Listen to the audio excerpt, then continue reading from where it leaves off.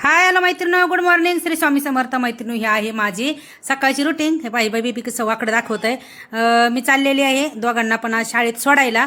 दादाला सोडणार आहे स्टेशनला, बेबीला सोडणार आहे स्कूलला.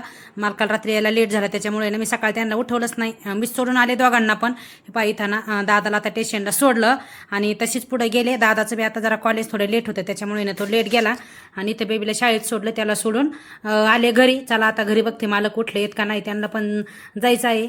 घरात कुठं नाहीत म्हणल्यावर ते आंघोळीला गेलेले आहेत घरात.